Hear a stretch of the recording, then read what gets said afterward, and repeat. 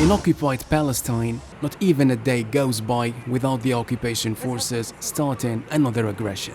A young man was killed and others were wounded by occupation bullets. Other 13 Palestinians were arrested in raids throughout the West Bank. Such acts are condemned by the United Nations, whose Secretary General holds the occupation authority accountable. I strongly condemn all acts of violence against civilians, including acts of terror.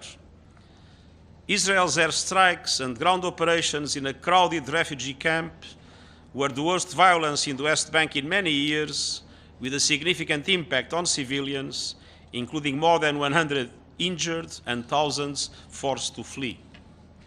Schools and hospitals were damaged, water and electricity networks were disrupted, and people in need were prevented from accessing essential care and relief.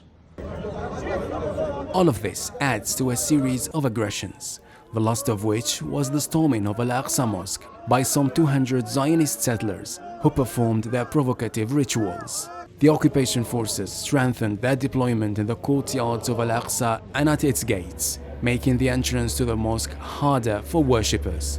This comes after a night in which the vicinity of the old city of Al-Qudus witnessed clashes between Palestinians and a group of settlers who again decided to provoke the Palestinian citizens.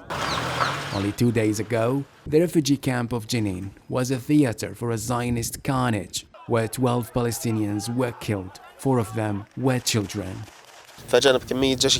We were surprised with a large number of army military. They entered the area, they entered the houses of our neighbors and our house. They evicted the people from their homes and positioned their snipers. They arrested a lot of youth, and they used us as human shields in front of them. There was heavy gunfire from them, right over our heads as we were walking with them. The last assault on Jenin left behind piles of rubble and houses destroyed. 3,000 Palestinians from the refugee camp, home to some 18,000 people, were forced to leave their houses.